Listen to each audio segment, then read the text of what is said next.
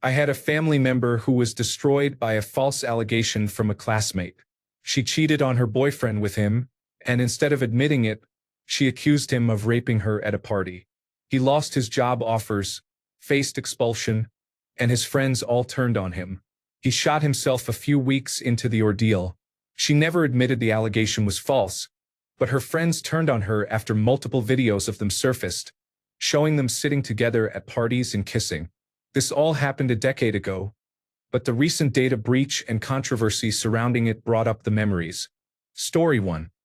A priest who also worked as a teacher was accused of inappropriate touching.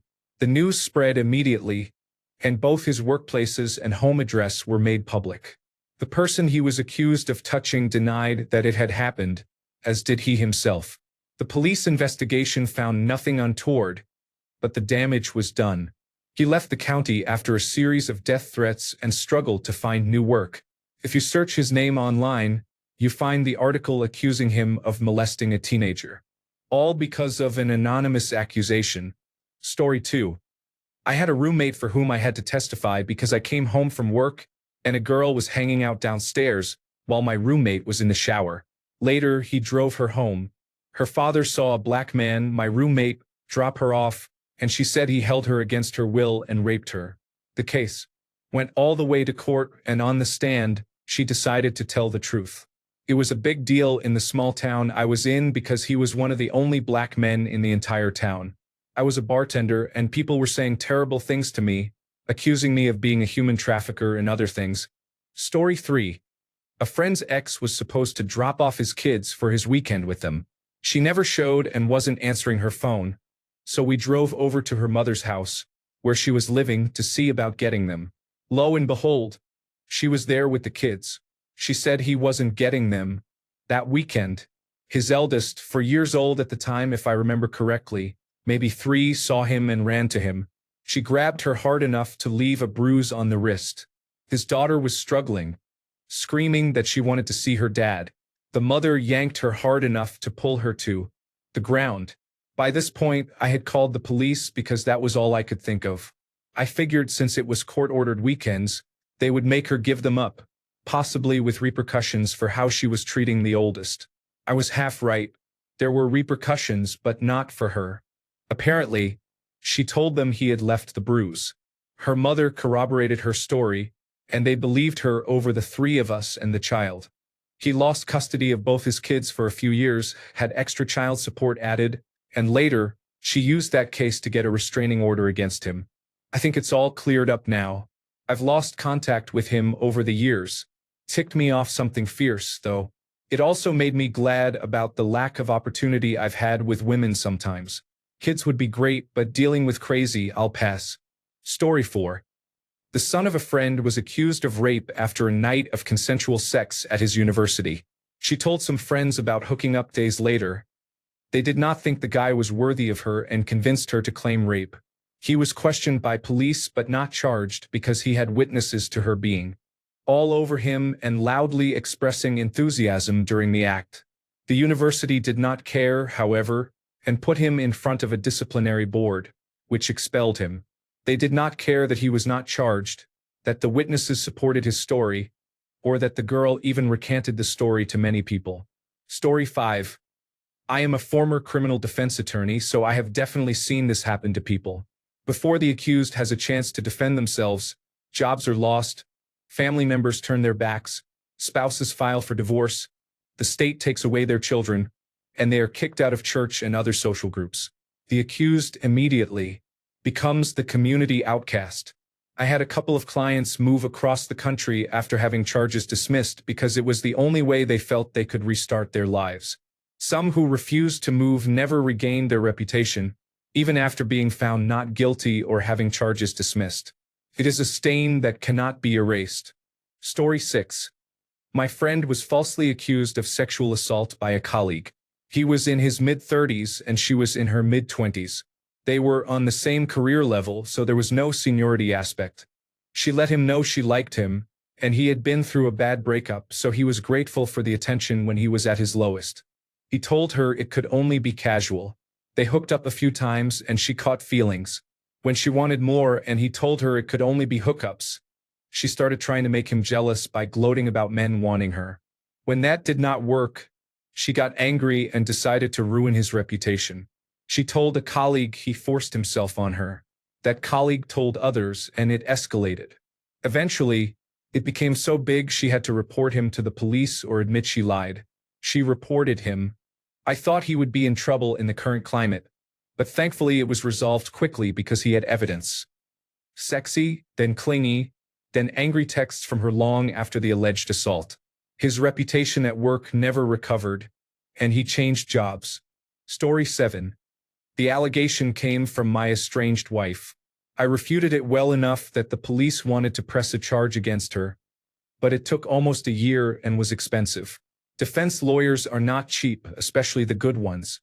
Story 8. I know of 3 men who dealt with false allegations. The most egregious case involved a college fraternity brother whose wife wanted a divorce. She wanted the children, alimony, child support, anything and everything.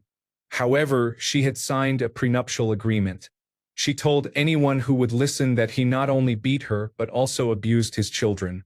The police accepted her statements without any evidence and arrested him at his workplace. By the time he was able to prove the allegations were false, his reputation in his chosen career was permanently damaged. Nothing happened to his ex-wife. She still received child support but no alimony. He had to return to college, earn a new degree, and completely change careers at around 38 years old, while paying child support and working dead-end jobs to make ends meet. He is doing all right now, but it will likely take another 5 to 7 years or longer to regain the earning power he had before the allegations. Story 9. Yes, that man is me. I was falsely accused of stalking and identity theft of someone I dated back in 2018. They also accused me of sending threatening emails and posting them on escort sites. She had no proof I was the one who did any of these things, but the judge still set my bail at $50,000. It was then reduced to $18,000 when my lawyer stepped in. I had to go to both criminal court and family court because she said the threats in the emails were aimed at her relatives. 2 different courts investigated me, one being the Supreme Court. Both did not find any connection to me being responsible for these actions, and my case was dismissed. I should have countersued, but this situation exhausted me, and I had my focus set on my career growth at the time.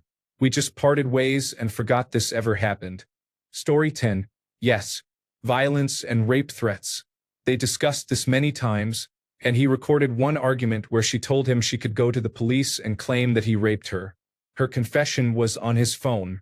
She also used a lot of drugs and alcohol and was banned from many bars and pubs, so she would have a hard time, but luckily he recorded that and many other conversations. Story 11. A friend once shared an unsettling experience he had at the gym during the height of the coronavirus pandemic, when social distancing was still being strictly observed. He was lying on a bench, lifting weights, when a woman unexpectedly came very close and knelt beside him to grab a dumbbell. Startled by how close she was, especially given the health protocols, he instinctively raised his head to sit up. At that moment, she turned around, saw him, and suddenly began shouting that he had been looking under her shirt. He was completely stunned and did not know how to react. Shocked and unsettled, he quietly packed up his things and headed toward the exit. He said people around were giving him dirty looks. That incident was so distressing, he never returned to that gym again. Story 12. A neighbor of mine was accused of beating his wife. He was beaten by some men and then arrested. He owned a burger restaurant and everyone, including his customers, found out about it. However, his wife confessed a week later that she had lied, and he was released. Unfortunately, it was too late. His reputation was destroyed, and he had to close the burger restaurant. I liked the burgers. Story 13. One of my best friends in the army was accused of rape. Throughout the entire time, it was me and a few others who stood by his defense. I testified at his trial because I was with him in the club the night it happened. She was married and pursued him all night, even after he told her she was drunk and should go home. She followed him back to the barracks and entered his room while he was asleep to sleep next to him. He woke up next to her, freaked out, and kicked her out.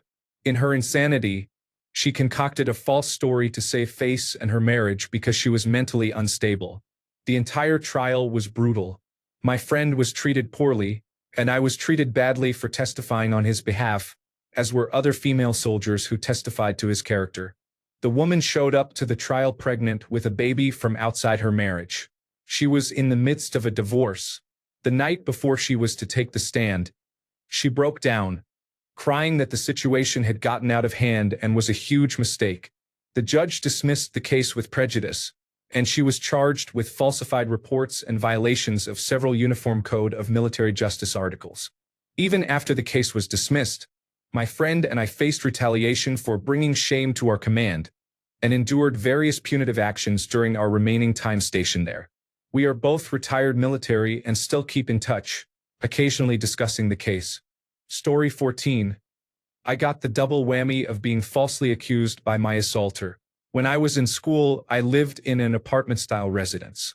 One night, I had gone to a party, had a few drinks, decided it was not my crowd, did not like the music, so I went home. When I got there, my friend was playing Resident Evil, so I chilled with him for a bit, then went to bed. Fast forward about 45 minutes later, and I woke up to someone on top of me who said, "Shuh, they will hear us. You were just so hot," and tried to kiss me. I pushed her off and said, "Get out of here," and she called me all sorts of names as she stormed off. I thought, that was messed up, and locked my door. A few days later, that same friend I stayed up with said, "There is a rumor going around that you basically dragged a passed-out girl home that night. I lost friends, people treated me like I had done it. There was a security camera in my hallway showing me walking home alone, and her entering by herself later. Even the residence supervisor sent an email saying, 'We have reviewed the footage, and no such incident occurred.' None of that was enough to get people to stop treating me like a rapist. She faced no consequences. I condemn rapists, I condemn false accusers, and I condemn people who downplay the harm of false accusations." Story 15. My friend's son was accused of raping a girl at a party when he was 13. She was 14. They charged him with statutory rape. She couldn't get any witnesses on her side, and he couldn't get any witnesses on his side. The police initially questioned him without any of his family members present and without an attorney. He admitted that they had a sexual relationship, but it was consensual. That was their justification to charge him. They couldn't get him on a straightforward rape charge, so they went with statutory rape. His family couldn't afford a good lawyer, so they had to use a public defender. He was convicted and ended up doing a total of 7 years behind bars. He got out when he was 21. She later told some other kids at school that they had sex during the party, and she got mad at him over something that happened at that party, so she started accusing him. Once it started, it just kept going. Now he is 28, and it affects him everywhere he goes because he is a registered sex offender. That is one of those crimes where you are guilty until proven innocent, and the guys who are actually guilty often don't get charged. Story 16. I told a staff member off for not doing the job I showed her 3 times, and she refused to do it correctly. When she told my boss I had stood in her face screaming at her, I expected some bad consequences. I showed my boss the closed-circuit television footage of me talking to her with a counter between us, speaking normally. She was told that I did not scream at her or get in her face, and she went quiet. 2 days later, another female staff member told me that the other girl had asked her to file a sexual assault claim against me with head office so I would be fired. Fortunately, the girl who was asked did not file the claim and told me immediately, as I was the only member of management she liked and trusted for advice regarding her boyfriend. I was more like a father figure than a boss to my staff. The company delayed dealing with the woman who had asked another to make claims against me. In the end, I quit because the company started making excuses for her, and she even bullied the staff member she tried to coerce out of the company with no consequences. Story 17. I have a friend who was accused of raping someone because he rejected her at a club, and she was upset about it. He was put in jail and expelled from college before her story fell apart over the next few months. She eventually admitted she lied, and he was completely exonerated. After he was released, he could not return to school or find a regular job. He went into entrepreneurship, turned his life around, and is now fairly successful with a family of his own. Story 18. A co-worker in the United States Air Force was accused of raping his wife by his neighbor, who was a security forces member, United States Air Force Police. The cause for this accusation: arrest, loss of rank, removal of clearance, and negative annual review, all prior to any hearings, was that his wife told his neighbor's wife she and her husband had sex while she was on Lunesta. She would take the medication before bed, stay up to get slightly impaired, and have sex with her husband. The briefings given in the Air Force at the time claimed that if someone was even slightly impaired, even one drink, then any and all sex was considered rape. They even informed the police of this. So what did this airman in battle uniform do?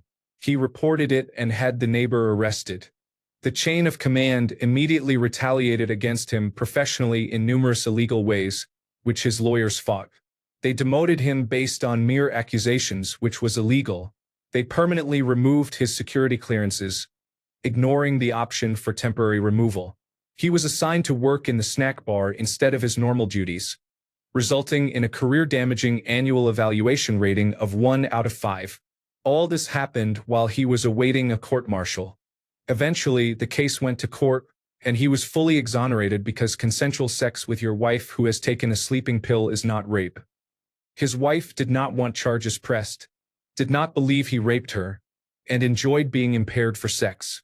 The judge, after hearing all testimony, said, "If we arrested every airman who had sex with their spouse after taking Lunesta, half the force would be in prison.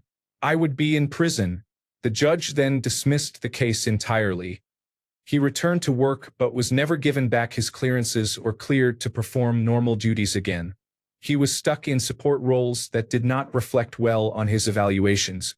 The command attempted to demote him 3 more times based on the accusations before his lawyers obtained an injunction to prevent further actions against him. He worked hard in support roles but never received an evaluation above 1 out of 5 for the remaining 3 years of his enlistment. No higher ratings were approved. Story 19. My old college buddy lost his entire social circle after being falsely accused. It turned out the girl was caught cheating by her boyfriend at the time, so she accused my buddy of rape to get out of trouble. Obviously, many people, including myself, cut him off. For me, it was more about the fact that he was trying to be with this girl even though he knew her boyfriend. I felt that was scummy behavior. Aside from that, it was a messed up situation with nobody believing him. Karma seemed to come around. Once the truth came out and she cheated with another guy, people started connecting the dots. I heard her only friends now are friends of guys she is involved with, so she doesn't really have her own social circle. Story 20, trigger warning. Around 1989, I learned of a story through my parents. This is secondhand information and what I remember from many years ago. A person who worked for my parents was related to someone in the story. I got pieces of the story as this person told my parents. I know all the people involved and most of the family members. The man was teaching grade 5. He was accused of touching a girl in his class under her skirt. 2 girls testified. One said it happened to her and one said she saw it, Betsy. These are made-up names referred to as A and B. Based on the testimony from B, the man was convicted of first-degree child molestation. He went to jail. He lost his job, pension, health care, and more. His wife divorced him. His 2 kids never spoke to him again. He spent over a year in jail. A and B were in middle school at the time. They were caught with alcohol and drugs at a school event. During that incident, B was told by a police officer to disclose any other illegal activity. She confessed that the accusation from grade 5 was a made-up story. The girls made up the story to deflect their parents' anger onto the teacher, since they were going to get in trouble for something else. This was brought to the courts or whoever handles such cases. The man was released and his record was cleared. He was not able to get his job back or any other teaching job. His wife and kids still refused to talk to him, along with most of his friends. A man with a master's degree and years of experience was only able to find minimum wage work and a 1-room apartment. He did this for 2 years and then committed suicide. This all happened because some girls wanted to avoid trouble with their parents. I am not aware of any punishment given to girls A and B. I know they both left town right after high school. Story 21 happened last week. I went to visit my cousin. Walked on his driveway and noticed a police car. My cousin was standing next to a police officer. By the tone and posture, I could tell something was off. The police officer was asking about my cousin's whereabouts on a particular day because, according to the police officer, someone slashed my cousin's ex-wife's tires, and the ex believed it was my cousin, the ex-husband. Here's where it gets weird. On the day in question, my cousin was with me 180 miles away. I have pictures with metadata as proof. The police officer had already taken my cousin's ex-wife's side. He didn't care about my story and did not want to see the proof, including pictures and text messages. He left us alone when her story started to fall apart.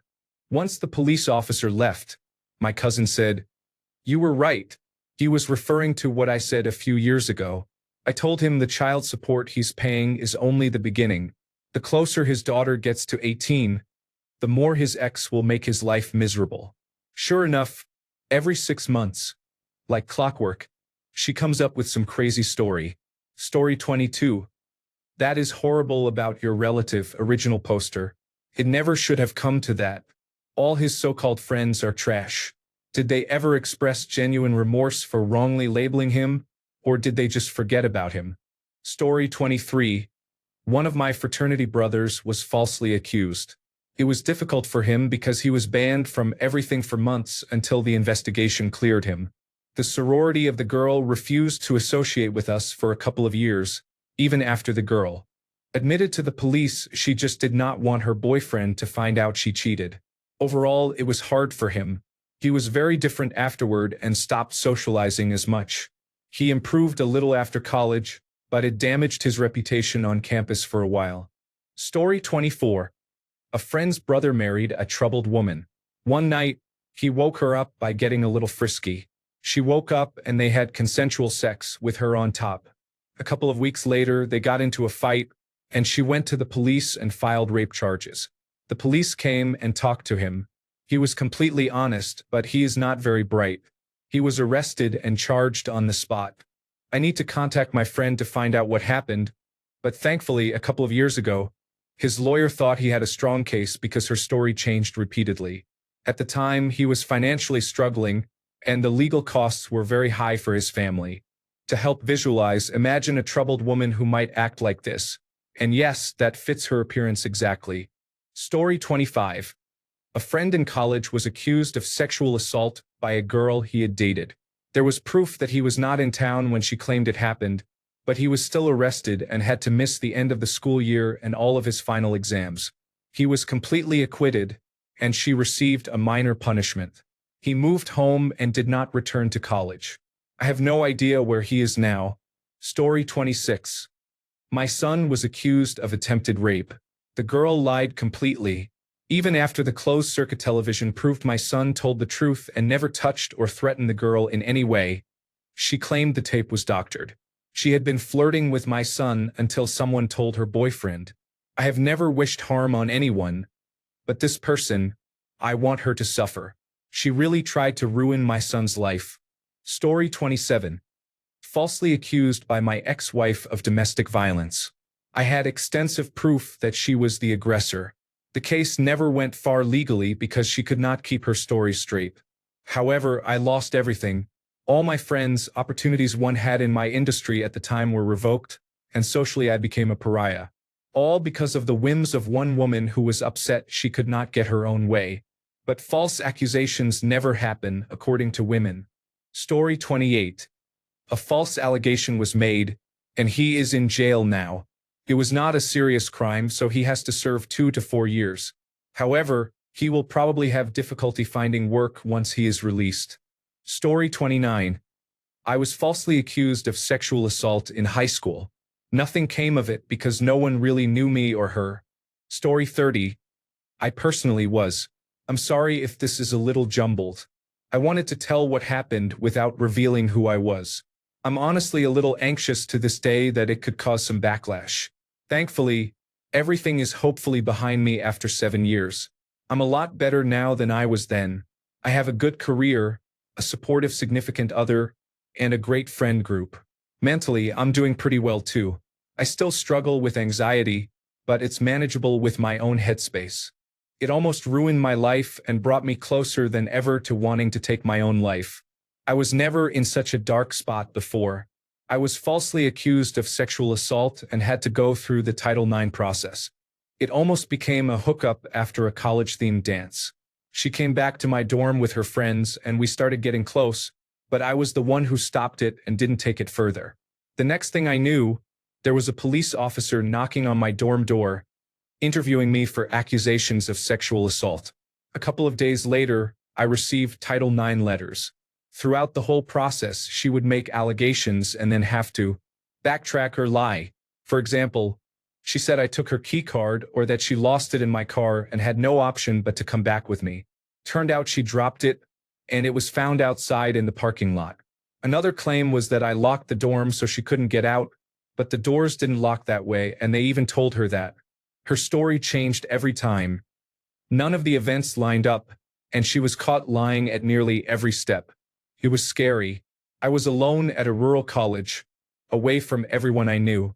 They say there is no retaliation on either side during a Title IX investigation and that both sides are protected, but that didn't stop everyone from harassing me or taking pictures of me. The only real thing I could do was curl up in my dorm while I waited for this nightmare to end. Fortunately, my family knew I wasn't capable of this.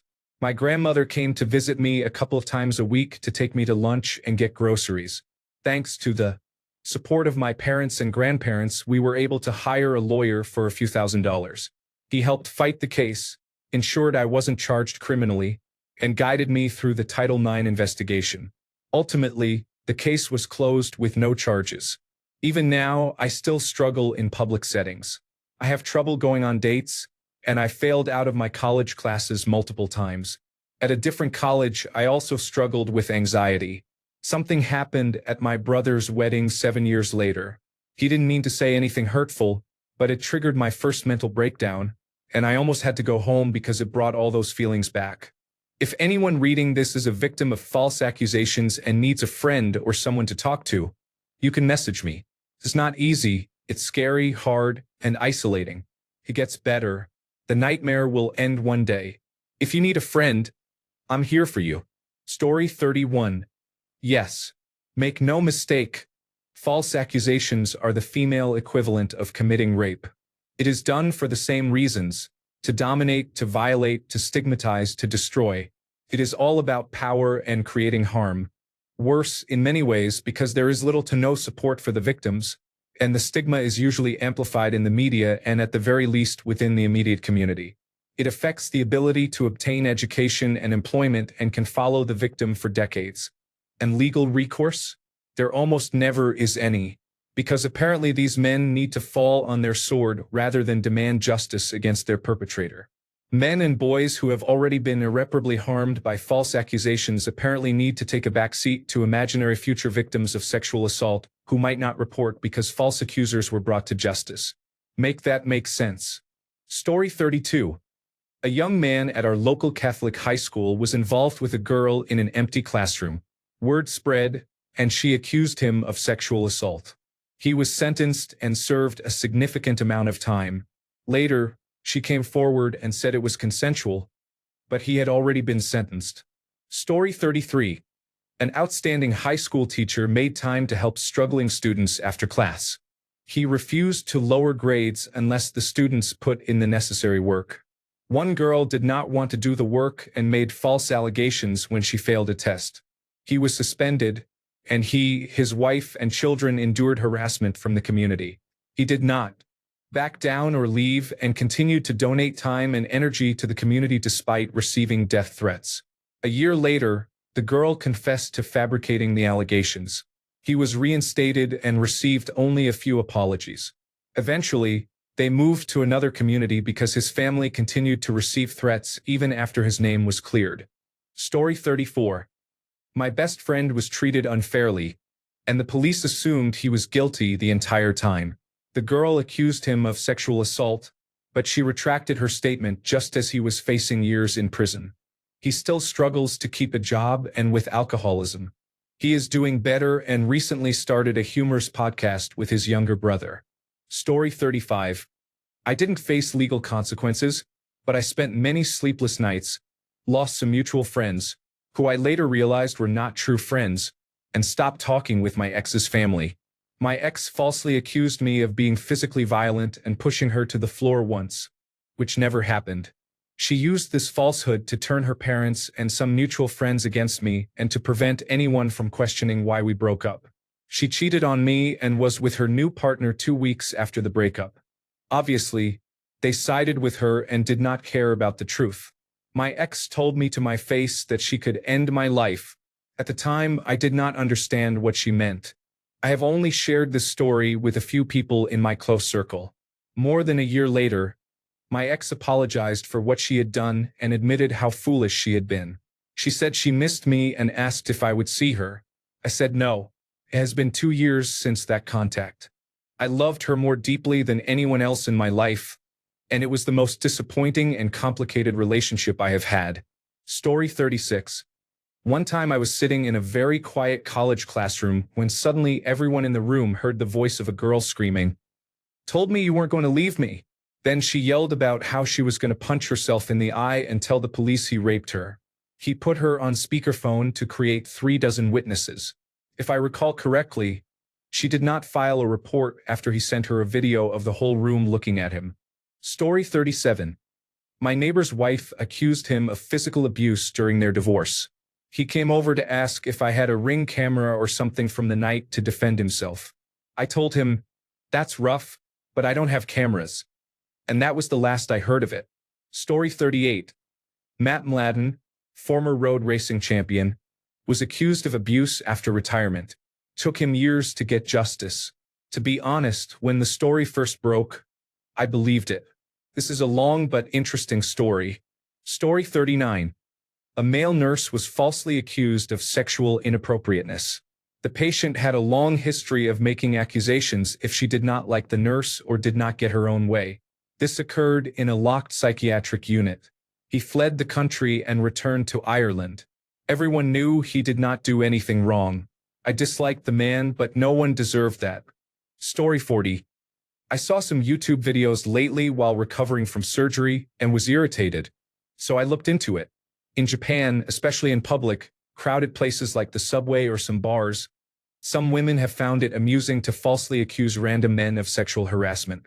Others do this when they accidentally bump into someone or there is any coincidental physical contact.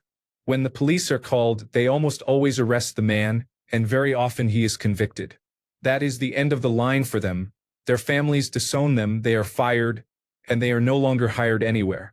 The men now react by beating them, not as punishment for the accusations, but simply for practical reasons. If the police are called for sexual harassment, it leads to an extremely high fine and up to 3 years in prison.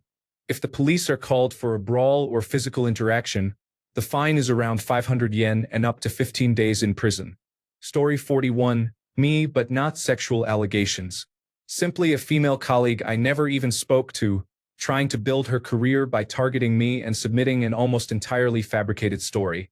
Pushing back on her lies essentially cost me my job, and she continued to be the favored pet of the leadership. Story 42. Yeah, me. Thankfully, all it led to was a brief fight between me and 2 random guys I had never seen before. They both tried to jump me, I fought back, and they gave up when they realized I was putting up more of a fight than they expected. We all ended up with a fat lip, black eye, or bloody nose. It was just me against 2 of them, so I'm happy with how that turned out. Honestly, it made me feel good to stand up to one of these people. I was already in the process of moving to a new state, and this happened about 2 weeks before. There were no legal complaints, and I didn't experience any friendship fallout because of the move. Had I stayed, I'm sure it would have been much worse. Story 43. Reading all these stories, I am glad that I have had no luck with women. I believe being unattractive is actually a blessing in disguise. Story 44. I was accused of rape at a party in 2020. It was pitch black and everyone was asleep. I got lost on my way back from the bathroom and tripped on an air mattress in the dark. I scared the girl sleeping, who immediately started screaming, "Get out," repeatedly until I left. I then walked home. By the time I got home in the morning, I already had a flood of messages. It turned out that she told everyone there that I had tried to drag her off the bed to assault her. Basically, every person I knew in this town where I grew up believed I was a rapist. I was struggling with alcohol addiction at the time, so any credibility I had to defend myself was gone. Nothing legal ever came of it, but I was cut off by my entire circle of friends, even people I did not know well. I tried to kill myself a couple of weeks later. That attempt failed, but my roommate found out, so I was kicked out right before Christmas. I moved in with my mom in another town, and after 2 years there in rehabilitation, I was finally able to get sober. I am doing okay now, though still heavily affected by what happened. I get paranoid whenever I am in town. Story 45. When I was going to graduate school in the United States, there was a popular theory among wives of male international students that they could completely control their husbands by falsely claiming domestic violence, similar to the Johnny Depp and Amber Heard situation, due to politically correct culture in law enforcement systems. It was so widely known that it was almost a mandatory topic during new wives' orientation. Someone I knew actually went through with it by scratching herself and calling the police. Her husband ended up getting deported.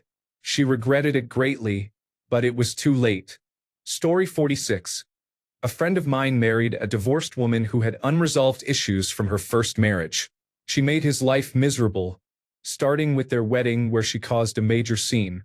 After 3 years, she began accusing him of cheating, verbal abuse, and various forms of non-physical violence. I knew them both at the time and unfortunately had front row seats. She grew closer to a relative who was also in the process of divorcing her husband, and we suspect they both schemed against their husbands simultaneously. During one heated argument at home, she called the police. They came and arrested him for 2 to 3 days. He ended up living with his parents for over a year while the divorce and court case continued. It cost him $20,000 in legal fees and $170,000 was stolen from him. He almost became homeless but is okay now. Last I heard, she was still trying to drag him back to court. But this time the judge saw it as malicious and dismissed her claims. Story 47. Wow, I had no idea this was so unfair in the United States as well. I live in Spain and the laws are horrible here in that sense. If a woman accuses you of assaulting her in any way, without any proof necessary, by law you are arrested and placed in a holding cell in the police station for 3 days.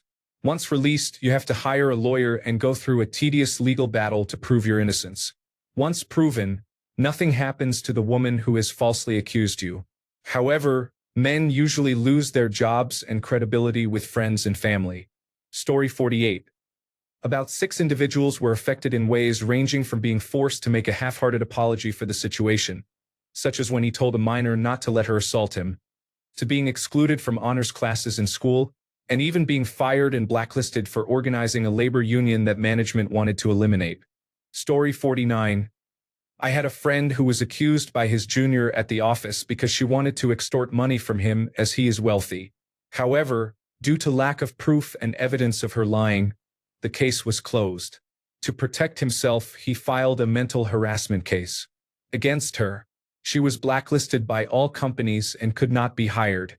Her family tried to convince my friend to withdraw the case, but he refused because you never know what will happen. The girl ended her life, and her family blamed my friend for everything.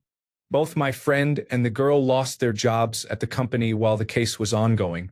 Story 50. I have a friend whose sister-in-law's baby's father accused him of touching his daughter. The child did not mention anything, but he had always disliked my friend, so we all think it was a malicious act for some wrong reason. The sister-in-law even said there was no way this happened, but once the accusation is made, action needs to be taken. At this time, my friend was living with his girlfriend and their own daughter, who was 3 months old, and he was forced to move out of their home while they investigated. He was not allowed to be alone with her or any other child. It was proven that the whole thing was a lie, but not before 3.5 years of his life were ruined. Time he should have spent with his new baby and family was taken away from him. Some of our mutual friends disowned him, and he was let go from his job at the airport. There has been a lot of emotional damage for him as well. The sad thing is that the man who accused him had done the same thing to a different person 5 years earlier with his other daughter from a previous relationship. He was already known for making false accusations of this type, yet he was able to do it again. He was trying to get full custody of his daughter both times and tried to make the mother look neglectful for not believing the accusations. He did not face any consequences for the false report, even after doing this a second time and damaging someone's livelihood. Story 51. I was falsely accused twice. The only thing that saved me is that I was very promiscuous with many enthusiastically consenting women and have been a safe place for many of them. The accusers who tried to start a rumor mill were dismissed outright. I have always been concerned about consent, making my partner feel safe and free to say no, stop, or whatever else they need. These allegations were never reported to the police or taken beyond gossip behind my back. One of the accusers and I never even had sex. Most of my friends are women, and many firmly believe in the principle of believing all women. When they heard about this, they said, "I believe all women, but when 50 women say you would never do anything like that, and one woman says you did something wildly out of character, the majority rules." In short, my being a very caring and conscientious person made the accusations almost laughable, even to those who would typically believe. Story 52. When I went to college the first time, a girl took a liking to me immediately. I thought she was being too clingy and wanted nothing to do with her. We met at one of those freshman meetup events during the first week that they host to help people meet new friends. She couldn't get my number, but I talked to my roommate while she was around, and she got his number. She kept having him invite her over so she could be close to me. She tried everything, from trying to make me jealous of our other roommate to actually stripping behind me and telling me not to look, which I didn't. After a couple of months of dealing with her growing frustration, I gave in and let her get on top of me. She tried to claim I forced myself on her, but both my two roommates and her 3 friends rejected that story. The 2 roommates said she was constantly bothering them about me and had not done anything wrong, while her 3 friends said she was always saying, "This time we hang out is going to be the time we are intimate." This situation really messed me up because I was still dealing with high school issues. I had asked a girl out to a non-prom event, and she spent the next year and a half telling everyone I was Satan on earth. For the next 4 years after that, she cyberstalked me to tell me how little she thought of me, only to be hit with this situation. Story 53. Got accused of rape at 15 to 16. I was at someone's house I didn't know, waiting for most of our group to come back from the shops so we could drive home. A couple of older guys had cars. I heard the girl who lives in the house semi-whispering to her friend in the other room that I liked her and she should go sit in my lap. I didn't like her, and the girl didn't seem up for it. When she came in, I deliberately moved to sit differently and said I heard them talking, so she shouldn't do it if she didn't want to. She seemed relieved and went back to her friend without even sitting down. All seemed good. The girls gave me a glass of water and left me alone watching TV for about 20 to 30 minutes. Everything seemed normal until we got onto the street going back to the cars, and about 20 guys just turned on me out of nowhere, calling me a rapist and all kinds of names. One moment I was just walking along joking, and the next I was on the floor in the fetal position just trying to survive. I came away with a broken wrist, broken arm, messed up knee, caved-in cheekbone, and was kicked in the stomach so much that I couldn't eat for about 2 weeks. Once the story of how it happened got out, no one wanted to help. Doctors stopped doing their rounds to my bed.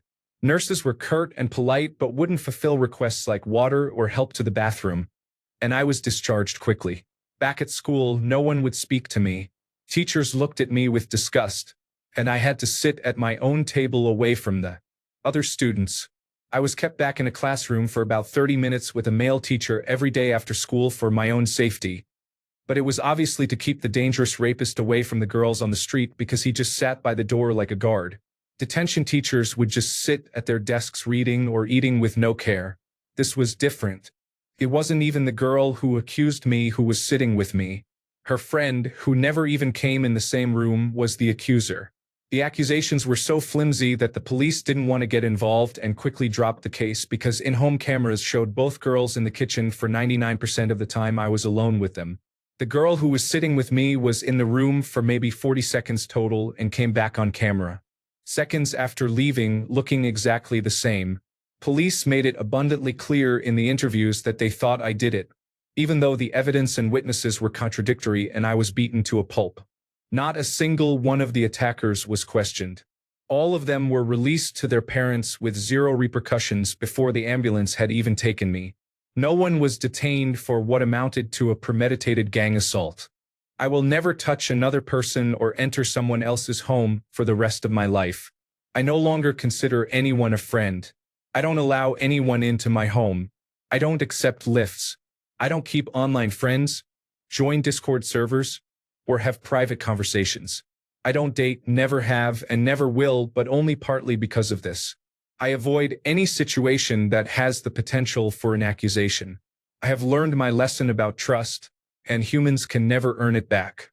I am grateful it never went to court and that there is nothing on my record, but nothing happened to anyone else either. They all got off scot-free. I don't know what happened to the girl who was sitting, but the accuser went on to be very successful in banking and ended up in a position of authority over quite a few banks in the region. Two of the guys who beat me became police community support officers, one became a social worker, and one now works in a nursery with small children. These are positions they would never be allowed to hold if this incident had been on their records. I don't know what happened to the rest of the people involved and don't remember enough names to find out. Story 54. I received a whisper network suggesting that I liked to dose girls' drinks. There were no official consequences, but I can trace that to 2 or 3 women suddenly refusing to have anything to do with me. Story 55.